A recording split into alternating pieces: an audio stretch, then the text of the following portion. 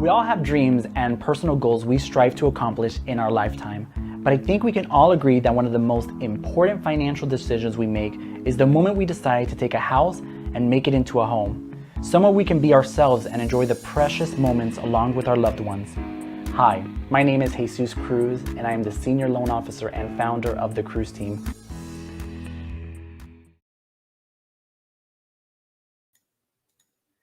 Hello there, everyone. I'm so excited to be here. This is the first episode, and we're going to be talking about the hard truth about being a loan officer, and not just any loan officer, right? We're talking about brand new green loan officer, the ins and outs, and the good and the bad. Hi, everyone. My name is Jesus Cruz, and like my cute little intro video, I am the Senior Loan Officer and Mortgage Coach for the Cruz team.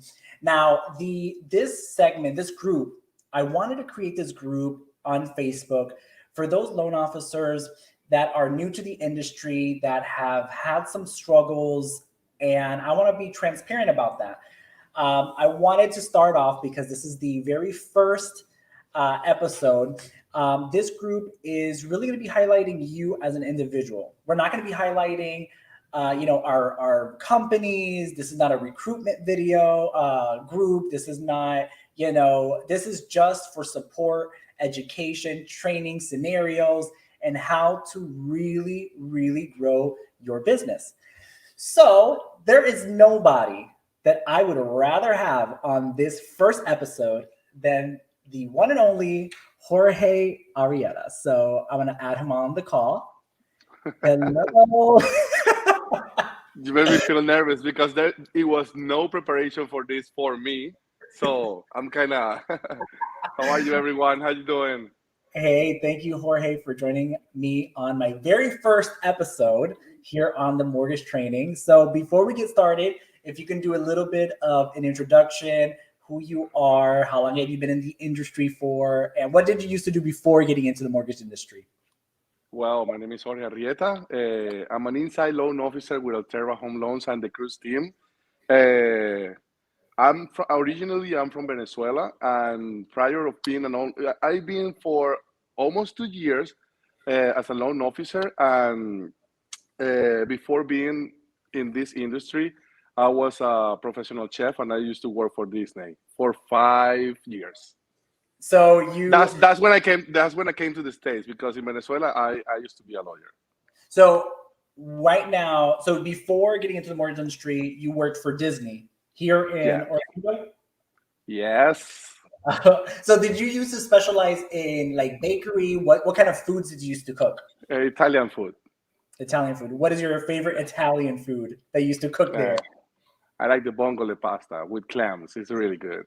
Here I thought you were gonna say pizza. Well, everybody loves pizza, so yeah, I'm a fan of pizza. I'm not mad about it. So that's an interesting background as far as coming from Venezuela as a lawyer. Did you kind of feel like you were progressing forward or backwards from being a lawyer in Venezuela to a chef here in the United States? What was your thought about that? Well, at some point, you have to make moves, and especially when you're thinking about your family and give them or give ourselves, because I'm not gonna think that I was just thinking about them. We were thinking about all as a group to look for a better quality of life, and especially when things went so bad in our country. So technically, we were prepared to do whatever it was necessary to survive and to grow up, as a family here. And do you have a family? How many kids do you have? I have 2 daughters. 2 daughters. A 12 and a 9-year-old, yes, and a wonderful wife. An So amazing wife, actually. Watch out. She's going to be watching this video.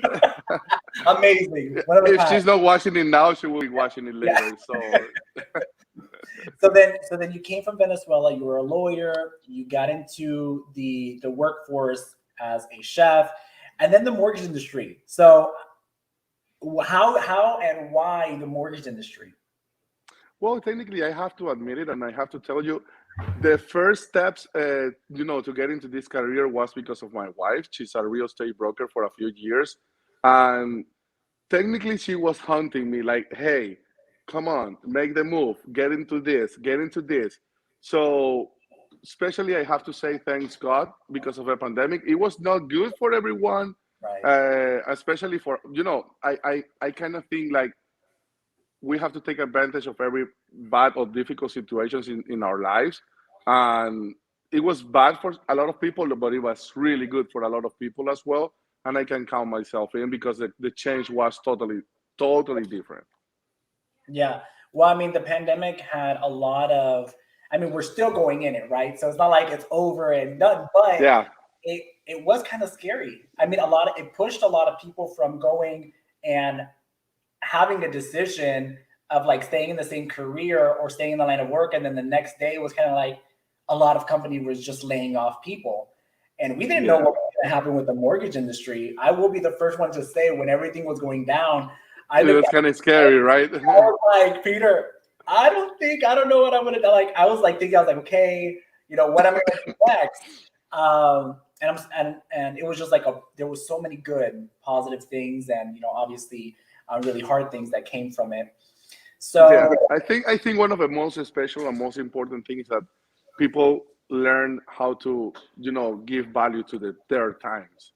yeah. So So wait, so you got licensed, and as a new loan officer, I know that we talked and we knew each other for quite some time before getting into the mortgage industry. Um, I you're guess, a very special person. You're a very special person for us. Like in that part of our role in here, you take one place really good in that one in 2016. So yeah. Well, well, I would say that that when you first got licensed, there's so many things to look out for. When you first get licensed, you go through, first of all, I believe it's a very, very difficult test, especially if you don't have a lot of history in the real estate business. It's a tough test. And the pressure of if you failed it, then you have to wait 30 days to redo it again. That's some pressure there. I have Um, to admit it. For me, it was harder the real estate one. So really, yes, yes. the mortgage test, I would say, well, back when I got licensed, I had to take two tests, and it was the national and the state test. And when you passed one and you passed the test, it was like, yeah, but then you were like, I'm only halfway there. Like, you can't really celebrate because, Exactly. yeah, you It have is to not like, it was not a real celebration. Like okay, I can I'm have I halfway there. So yeah, I mean, when you got into the mortgage industry, and what were you looking for getting into the mortgage industry? What were you looking for? Like, what kind of companies? What did you know you needed, and why did you choose the company that you're with now? well, I have to admit it. I didn't know anything about it, and I remember that day when I passed my test and I give you a call. It was like okay, it was very important for me what you were thinking. Like I'm like okay, I'm gonna call Jesus. I passed my test and I called two people. I called my wife, mi amor, I'm done. I got it. Okay. And then the second person, it was you. And I remember those words, like, okay, so what I have to do now, Jesus? Well, you have to find a job and you have one now. And it was just And like that. that, like it was life changing. It was life changing. Yeah. And Because like I didn't have a chance to think about anything. It's like, okay, so let's start working. yeah, and I think that there's a difference when you look and see, okay, I've been in the industry for 10 years, right? And you look at somebody by the transactions, and those 10 years equate to 30 years when you look at the amount of transaction that one party does. And when you spend so much time behind a book and behind training manuals, and it's not real scenarios, it's a totally different life. It's a totally different experience. It I really think I is. think I think technically that applies to everything in life. when I went to law school, everything was perfect. When you go to the real life, everything is so difficult and so different. You have to move yourself in a different pace. Like especially when you go to the kitchen, it's not the same to work in a kitchen in a Holiday Inn and then jump to Disney kitchens with 12, 13 covers for shift. Like you have to move. And Exactly. then especially in this career is pretty much the same, and you get the experience while you're going. It's like on the job training. And what it says on the guidelines, what it says on the book is way different. That's why we have we have to think outside the box, and that is one of the good parts of it. I mean, the most difficult part, I would say, when you are a new loan officer, is understanding what you want as a person. What are your goals, and how do they line up with that company or that branch or that loan officer that maybe that they're helping you and they're training you, and does it align with your schedule and your work life and your personal life? Because I've had times where people get into the mortgage industry and they decide that they want to do it, but they're hesitant because we are 100% commission based. And what does that mean is we don't get paid unless a transaction closes. And when we close that transaction, That's why we have to make it close. and that's why we have to make it close. And when that transaction closes, if the customer does not have an amazing experience, we don't get referrals. And so it's like when you think about it, it has to be a full circle. When you start to the very finish line, it all has to come together. And so the hardest part of a newer loan officer is being able to understand the three major components in an application, which is your credit, income, and assets. Yeah, and if you don't understand that portion, you won't have that customer at the very end very super excited to send you over some referral partners. I know that your situation is a little different. And your situation is a little bit different because you came straight from the motherland. So you came straight from being licensed, newly licensed, and then you were straight mentored with a team that is top producing and a lot of scenarios, and basically so 100%. It's like so much. 100%. It's like boom. It's like sink or swim, and not a lot of people have that. They get licensed, and then they do the first error that anybody could ever do when you're first licensed is chase the money. And that happens a lot. In the first 12 to 24 months, anticipate that you're not going to be making those six figures right off the bat. I mean, let's just be honest. It's not going to happen right off the bat, unless you're Jorge. Now, if I like that. now, but that was so fulfilling. I'm gonna tell you, it was amazing.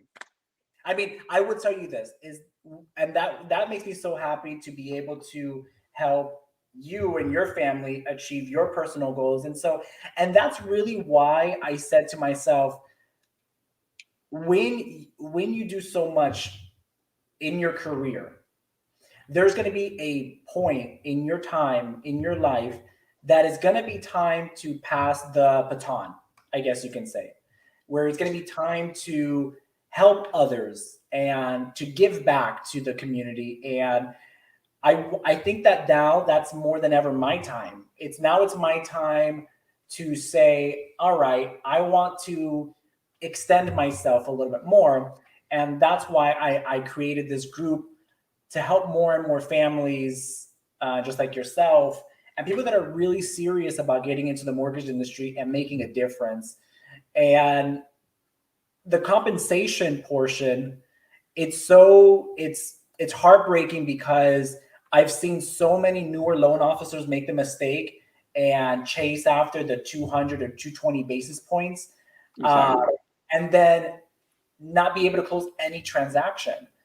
and they ruin their reputation to the realtors. The customers will never refer them anyone, and it's not the best for them. So where does that leave the average compensation for a loan officer, right? A loan officer, you're a brand new loan officer. Ask the questions when you're meeting with your sponsorships, your employers, is besides compensation, which is very, very important to me, what else can you bring? What else can you provide? What mentorship programs do you have? How available are you for me? I was speaking with a loan officer this morning, Jorge, and the loan officer was telling me that, he was just so frustrated because he literally understands that he pays a cut. He gets paid a lot of basis points, and he gives the branch manager a cut of that compensation, but to mentor him, to shape him, to help him. And he was telling me that the branch manager sounded like he was actually upset that when he calls and kind of rushing him and not being very helpful. And so that's why a lot of times he comes to me for that help. I don't have a problem with it. Obviously I'm here to help. He's not with the branch with us yet, but I don't want that to be the result. And I told him that, obviously there's conversations about, he wants to join, the team and so forth. But the reality is that if you decided to go for that, then you don't want to be that loan officer that's switching lenders every week. Every time something goes bad, you want to switch a lender. Because guess what? It's like a relationship, right? It's like that 80-20. Technically, you have to start all over again. It's building a new pipeline, rebranding yourself, what's going to make you, what programs, and you never want to be that loan officer that's in front of a camera, on Monday. Oh, I love ABC Bank, and then they're the best. And then, a month later, you're like, this company's like the best. No. And and technically that is going to reflect on your clientele as well, and your realtor partners, the people that is following you, they're gonna, you know what I mean. It's like it's gonna look like you're finding yourself yet. You're Right. Still not there.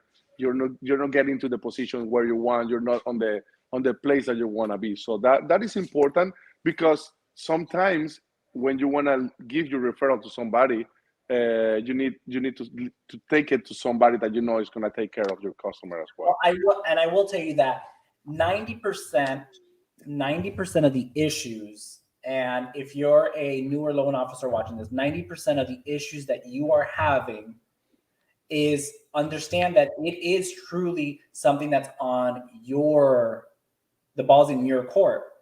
So you can't get frustrated at somebody else because they didn't force you to get into this industry, right?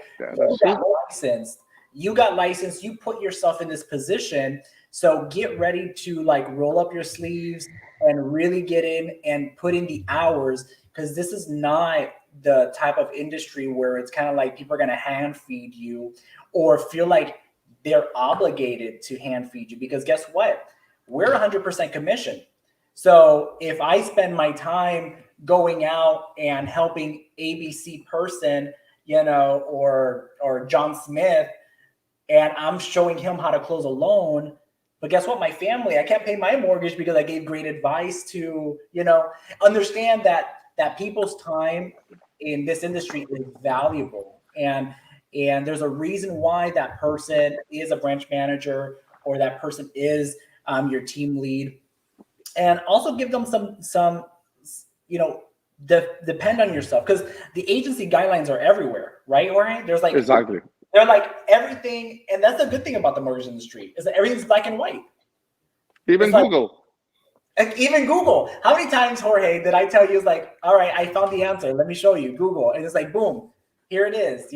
Everything is accessible. It all depends on how you make it and execute And do you do the research yourself? Because guess what? I tell this for all the people that are on my team. I will show you where to get the results or where to get the answers. I'll show you, where's the guidelines, but I want you to research it because guess what? While you're searching for that guideline or while you're searching for those answers, you're gonna learn 2 or 3 new things you did not know. New things. You're looking at an LTV. You're looking at and saying, okay, how do I resolve this? How many years do I have to, in order to count overtime? And then you start looking, you're like, oh, look at this. I didn't know what's an arm's length transaction. Look, and you start reading and you start learning all these other things that's going to help you far out. So there's a reason. They're not also trying to be like, I don't have time for you, but they also want you to do the legwork. That is a mortgage. That's the mortgage. Sorry.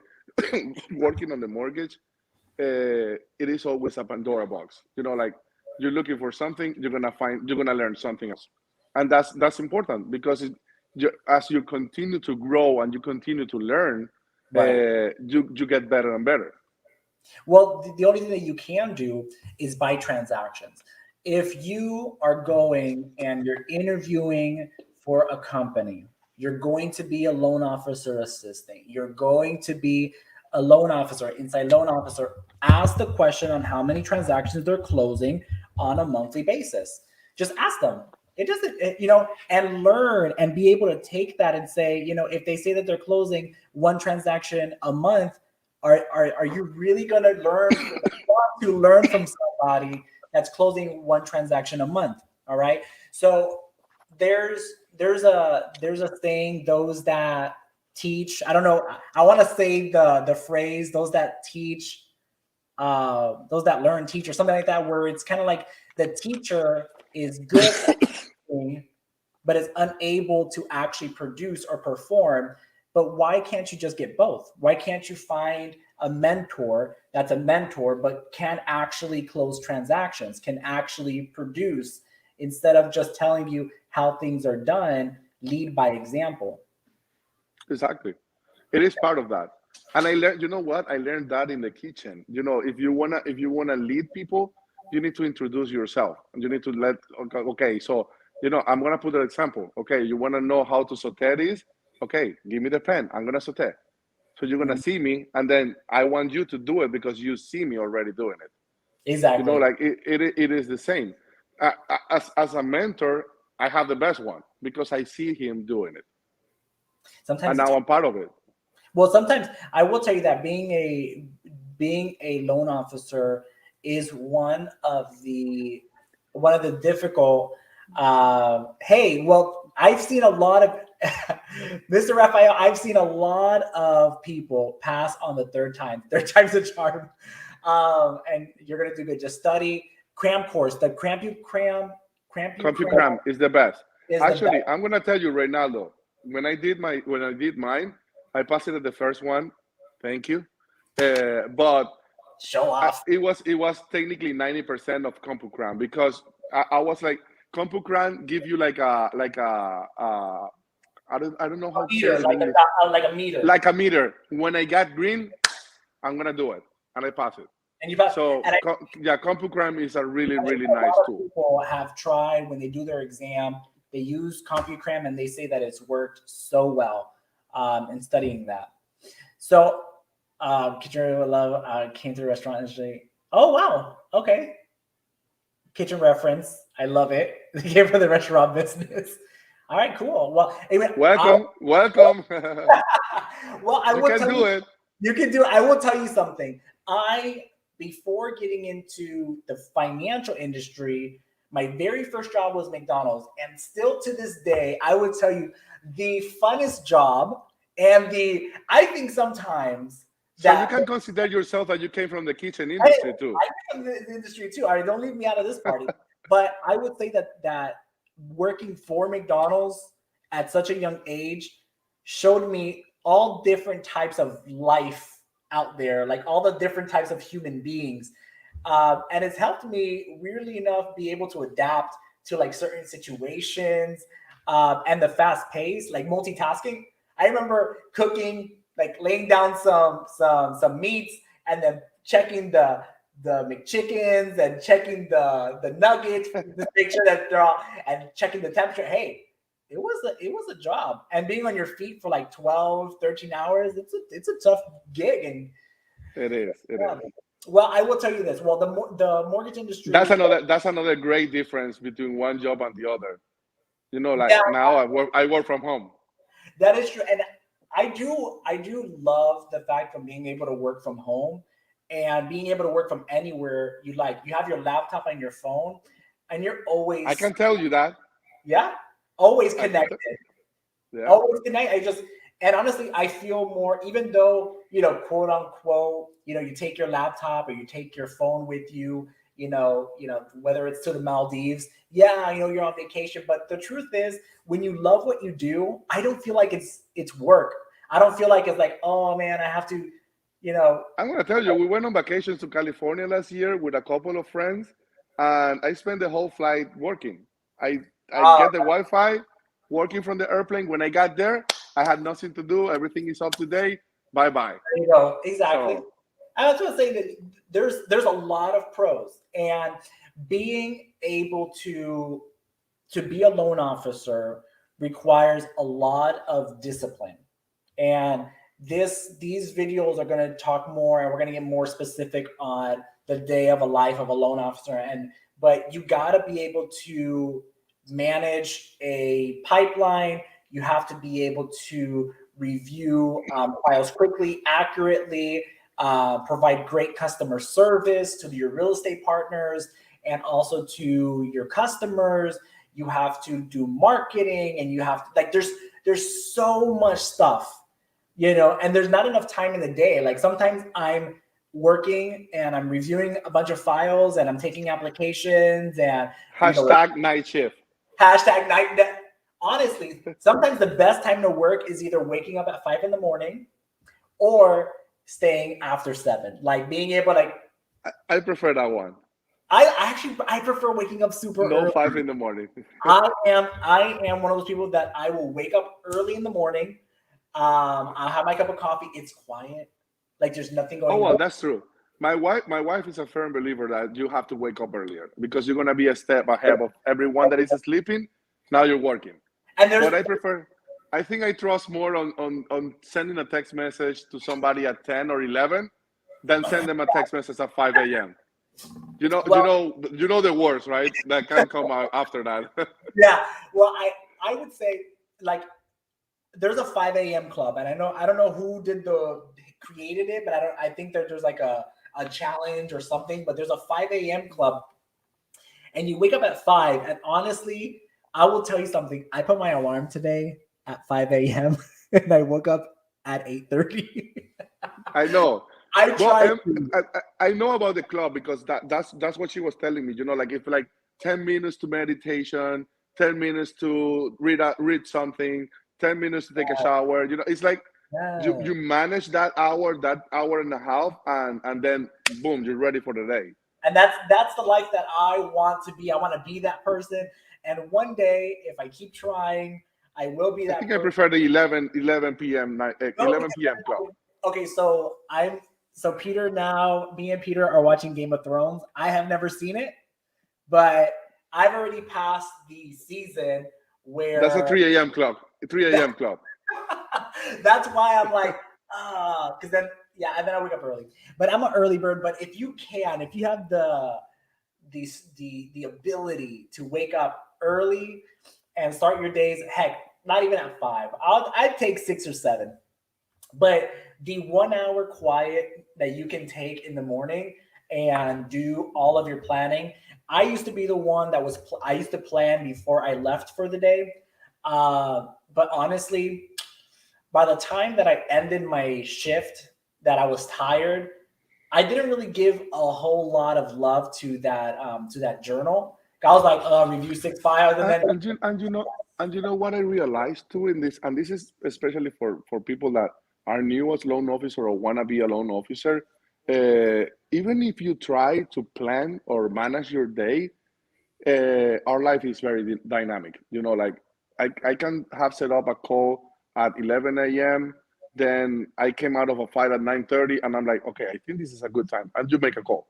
Yeah, exactly. So you change, you restructure your day, like in a daily basis, in an hourly basis. So it's like not everything is gonna come up as you plan it. I It's tried. dependent on that. Like you're ready to rock. You got a file that is submitted to underwriting. Underwriting get into the file at 9 a.m. and then they came up with conditions. So it changed your plans because I you now need to work on those conditions if you want that CDC. Yeah, I literally see someone said that they wake up at 4 a.m., then the gym at 5 a.m. I'm sorry. Nice job. No, I mean, I would definitely. That is so awesome. I wish that I could. Actually, I was. I we built a gym at the house. I even created another room, and I got a tunnel, a treadmill, a Peloton. Like I have a whole gym. It's really has a great equipment in it. And I told myself, I said, I'm gonna go and do it. And I have maybe used it like once or twice. And I hate to That's say why it, that's why I am person is my hero. really. Yeah. I want to say I go we go to Orange Theory and we decided not to put any more 5 a.m. because that's $12 to our credit card. Period. I was gonna I thought honestly I used more Orange Theory when I had it as opposed to having it in my house. And I know that it sounds really silly. I don't know if anybody else can relate on here. 1 a.m. club here. Okay, there's no way. I mean, do you 1 a.m. 1 a.m. club? I don't know. But I said to myself, I said, no, I still it doesn't even work out. But I will say 2022, I know it's cheesy and I'm gonna say it. New year, new me. You got started. I'm gonna start. I'm gonna try to figure something out. Even if it's during the day. But either way, to go back to the waking up and structuring your day, I initially when I first started, these are the three things that I used to do. I used to have a sticky note that I would put, 9 a.m. to 12 p.m. I am reviewing conditionally approved under contract files. I take my lunch break from 12 to 1. At 1 to 3, I'm prospecting. And at 3 to 5, I'm prospecting for realtors and contacting realtors and going and setting up appointments. The one thing that I learned, and it took me a few years to learn, was we think of prospecting as like cold calling and converting and trying to get that deal closed. And you think about it and you're like, I just need to get one appointment, even for a realtor. It's like, but you never really think, you never really think about it and say, this is an actual person. Like really think about it. This is an actual person. This is not just a person where you see dollar signs over their head. This is an actual mom, dad, brother, sister.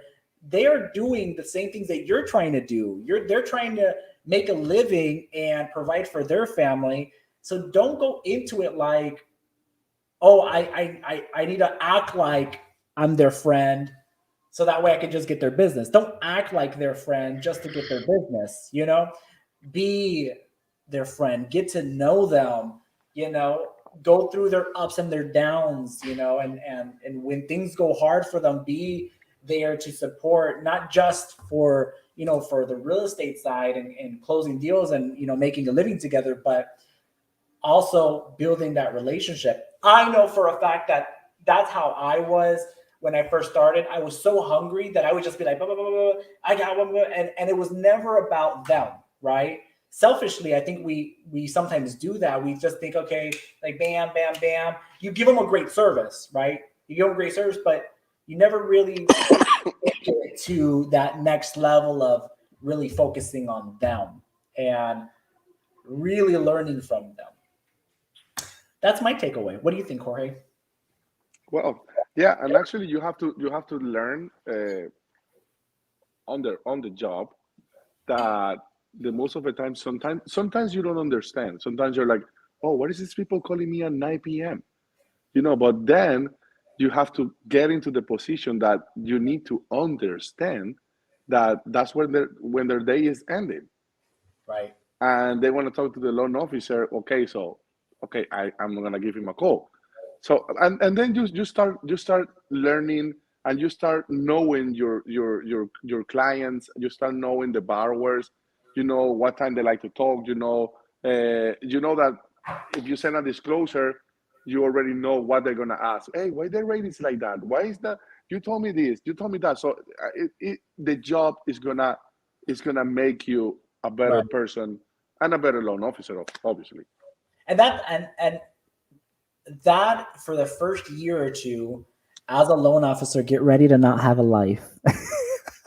Get ready to not have a life, because the truth is you're going to have to. You're going to have to put in the sweat equity and put in the work and show your value, and show that your value. So understand this: when a realtor only uses you because you answer your phone at 1 a.m, that relationship will not go far when you decide to not answer at No. 1 a.m. Hmm. That realtor is then going to be like, whoa, how dare Jesus not answer my phone call at 1 a.m. anymore? He must be too busy for my business. Right. Hmm. And That that's how. that that that no life thing, it goes to depending on who you surround yourself as well. If you have a good team, then you can manage that, because I'm gonna tell you, if I work by myself and I'm trying to pre-approve a client, and I don't have support, and I have a doubt, I'm not 100% sure of what I'm doing, then if you don't have the support, you're gonna take 3, 4, 5, 6 days, to pre-approve that borrower. If you have Exactly. a good support team, if you have a good coaching team, you can have that answer in 2 hours. Easy. So you're gonna be able to face this career in a better way and with a smiley face if you have a good team. There's nothing more sad than seeing a sad loan officer. Yeah. So sad loan officer getting punched around and not being able to have I remember those days. And if my first processor, Tracy, with ProFund Mortgage, if you're on this call, it was so difficult for me because I was so hungry. And I literally had, a borrower that was wanting to work with me. And then I ran their credit and it was decent. And you're like, now what do I do? It's like, I have a loan, somebody help. And I would call, the person that was, my branch manager, and it was like non-existent. And I just remember frustrated, and they were like angry tears. It was kind of like just like angry tears because you're like, I literally do not have any income coming in. Like I am 100% commission based. Like there's not a salary. Loan officers don't get a magical hourly rate. When they're loan officers, some of them that are working for like Quicken Loans or these big companies where they get small commissions, they probably get hourly, but good luck with that. But the truth of the matter is, when you're 100% commission and you're hungry and that deal doesn't go through, understand, it's like you're so frustrated. And sometimes it's not even about you. I know Jorge and me, we've gone through some files, and we are so passionate about our job that we would literally say, I don't even care about the commission. Like, take the money. I just want the clients to be happy, because that's how much love we have for our people. Totally right. You're like, I would rather take my money. Like, I want no commission. Just make sure that they're happy, and on to the next one. And that is great passion. And that is so much, there's so much hunger and so much passion to do something. And it's really, really amazing to have that passion and that hunger, but you got to have a team behind you that executes that hunger. Jorge's very It is passionate guy. a Jorge's hundred very percent. passionate. Jorge calls me, or Gabby. Gabby even calls Jorge. I was like, you get just a pre-approval. Just work something out here, please. Yeah, yeah. It's tough because And people. especially, some borrowers, uh, it is we're human beings. It's still chemistry in between the people. So obviously, some of the borrowers is gonna engage you more on helping them, and then if something goes wrong with those borrowers, you're like losing it. Like, no way. But we work really hard to think outside of the box, and Absolutely. that's what it makes us. You got to keep it like this, like emotion. like, like if there's anything that I can say is be able to sustain your emotion. Be able to, when things get hard or things look rocky, okay? Don't go depressed, sad, don't answer your phones, run away. Keep it consistent. As long as you're consistent in giving your updates and advising when something goes wrong ahead of time, there's no failure. I mean, think about it. If you pre-approve a client, We just feel it 10 days ago yeah, we felt it. We with felt that item. Yeah. yeah, I mean, we can talk about that file in a different conference, but literally, yeah, there's sometimes where it's like, it's like one interview tips. Yeah, absolutely. So like, there's sometimes where it's like you're going through the process and you're like, oh my God, there's like, it's one after the other. But if you start from the very beginning and you set a very good like visual of where that transaction is going to go, based off your experience, I do a pre-underwrite on every single file that goes under contract. And I think that is huge for me as a leader to foresee any issues that may arise. And then I'll let everybody know and say, hey, everybody, these are some issues that may arise. This, and then everybody goes and helps and does their thing.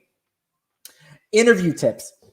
So interview tips when you're interviewing for a employer. I'm assuming that's what you're meaning by that. So interview tips, what to look for when you're asking an employer, like to interview an employer. First thing that I would say, Be yourself. yeah, I think be yourself. I think that's the best. Set up your right expectations. Be honest with your schedule. Be honest with where you are financially and where you need to be. So with what that being said is be okay to the options of becoming a operations person before becoming a salesperson. What that means is sometimes, I guess I'm going to go in with this story really quick. I got into the mortgage industry and I was working for State Farm, and I left State Farm being a salaried employee, right? Making okay money for a 18 turning 19-year-old.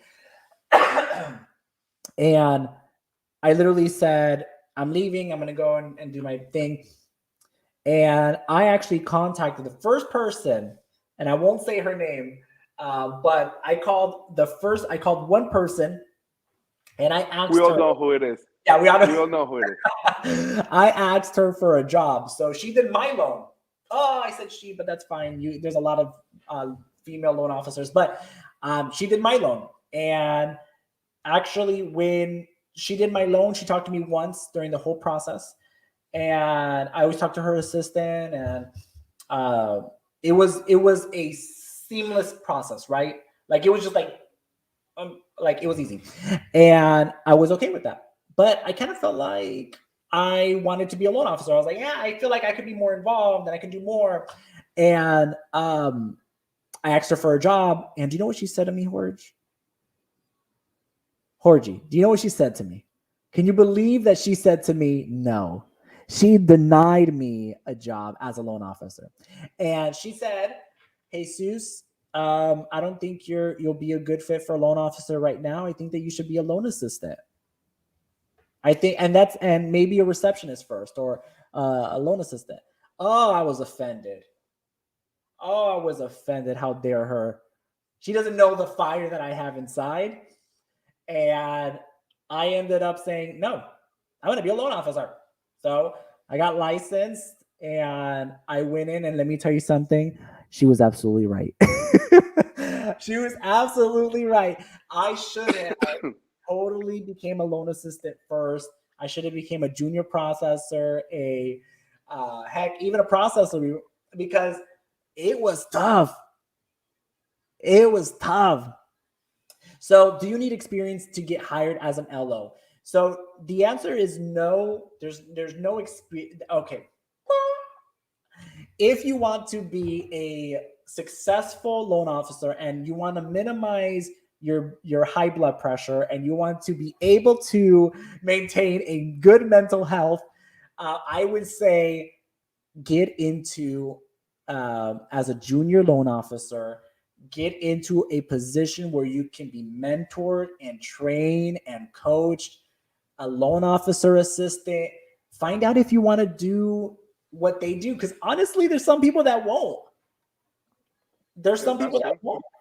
I mean, some people look at what I do on a daily basis, and they literally will say, wow, Jesus, you are awesome, but there's no way that I would want to do what you're doing. There's just no way, because it's the negotiations, it's the making the loan decisions, it's the marketing, it's the reviews, it's the fighting with the underwriter, the helping the processor, and there's so many things that are going along. Listening the borrower, because it's a stressful process. Even the best one. Yes. Even the best one. We became counselors, like, okay, well, you need to calm down. I remember the last word, the words you say to one of our last, sorry. No, you're okay. I have bronchitis. So you told her, you need to please trust the process. Trust. It's honestly, it really is like that, because you have to trust the process, because if you don't trust the process and the team, you end up failing, because one of the hard, but you have to build that trust. You have to build that trust, because a lot of times I get people like that, like more hesitant, because they have never, that maybe that realtor has never used us before. And the realtor, when the client has said, is this normal? What is the next thing I do? And the realtor's more like, I don't really know. It's my first time using them. They're more hesitant. Yeah. They're like, what happens next? And they're more like scared. But that's okay. Best tip on talking to as a new LO. So that's a hard one. This is the hardest question. So I have to. Well, I'm not trying to disappoint nobody, but I have almost 2 years in this, and I still tell Jesus, whenever you go to a brokerage, I want to go with you, because it requires skill. The best tip in talking to realtors as a new loan officer, I would say, be transparent. Understand that your NMLS number is public. If I was a realtor, I can go into the NMLS consumer search and look up your NMLS number, and I can see all of the employers that you've had, and I can see when did you get licensed. And the truth of the matter is that don't act like you are the most knowledgeable person. Hell, there's nobody that I know that's the most knowledgeable person on this planet in the mortgage industry, because guess what? Guidelines are always changing. Rules are always changing. And so don't act like you know everything. So I would say the best tip when talking to realtors is being yourself. Surround yourself with realtors that have the same interests as you, like the same interest. Like if you love fishing, then go and find some realtors that are fishing, so you can bond in that way and understand their them a little bit more. Um, and I like to bond with people that have, you know, the realtors that love animals and they love dogs. And I have my little baby Mia, and then I like share some pictures of Mia like if she was like a real actual human being. And I'm texting some of my realtors. I'm like, hey, look at this silly picture of Mia. But it's No, and you know what? I think you have to try to take it pretty much the same attitude that you have when you go into an interview, to a job interview, because I repeat it again. It's the same. It's chemistry. You know, like you can be the best loan officer ever. You can be closing transaction left and right, but some of the realtors are not gonna get along with you because it's about chemistry. You it's know, a so I think I believe, and I'm a firm believer of what you just said. Be yourself, and if the chemistry is there, everything is gonna be good, and the relationship as realtor and loan officer is gonna go forward. But yep. if it's not, even if you're the best, and even if he's the best or her is the best, you know, it's not gonna work. And Maybe don't one deal over there, one deal 1 month. But if you want like a successful relationship between loan officer and realtor, it needs to be chemistry between the personalities. absolutely. The personalities, the chemistry has to be, you just have to vibe, go out on a coffee date, you know, get to know them, understand, you know, their struggles. And I would say don't try to take their don't try and sway them or persuade them to give you business. Instead, earn the business. Okay. I know that that's so hard to hear, but guess what? All because you throw some money at them, at a realtor, and you say, hey, I'm going to give you $5,000 for some leads. They might use you, but when none of their transactions close, guess what? You're out some money, and they hate you. And they, you know, it's easier for every compliment you receive, they probably refer you to maybe one or two of the realtors. But every negative comment, they're talking about you to everybody. They're putting it everywhere. So don't try to go in there and oversell yourself, but instead earn the business. Maybe ask them how you can help transactions for clients that their preferred lender has denied. Maybe you want to go in there and see, hey, how can I help you? Other than just going in there and give me all your business because I'm amazing. How And many? always give a second chance. Yeah, Always give a second chance, because maybe to your friend it was not the best experience, but with you it's going to be an experience forever. So exactly. 100%. If you're licensed, can you work as a loan officer in any state? The answer is yes and no. So if you're licensed as a loan officer, you're going to get your state test. You're going to do your state exam. And then if you want to get licensed, let's say in Colorado, you have to also do an exam for the state. So before, there were two exams. So when I got my license, I had to do a national exam and a state specific. Now they merged it together, and now you just take one exam, which is your national and uniform, and it you can, you know, then take there's, depending on the state, there's some requirements there, specifically that are for your state. So definitely look into that. Recommendation about the transition of my current job to become a loan officer. I'm afraid of not being able to provide for my family during the transition due to change. Yeah, 100%. I get this question all the time about the transitioning from your current job. You know, the hard part about the transition is the uncertainty that it is to be a loan officer. Like, you can believe in your heart that you will succeed in this business, and you can believe in your heart that you're going to give it all you got, right? Your work ethic. But you cannot do this alone. You know, Rome did not get built on its own. You know, it requires a team behind, and with the right team, it can help you sustain your business and close your business. It's really scary. It's a really scary thing. It I is. I have and maybe next time we'll have Whitney on one of these calls. But Whitney has been in the nursing business for a very long time. I want to say like 15 plus years. Nursing business, guys. This is in this time where nurses And it's not a regular nurse. no, she's not just a regular nurse. No, She's it's a rock star nurse. She's not just a nurse. She's a rock star nurse. And she deals with little babies. And right now with the amounts that they're paying nurses right now due to the pandemic is insane. But there's some challenges there. And so she's going from being a W-2, hourly rate to 100% commission. Trust me, it is very difficult, but she's taking that leap, guys. January 26th is her last day, and she's going to be jumping into the mortgage industry. And let me tell you something. She has 3 kids and a husband, and it is very, very scary. Absolutely scary.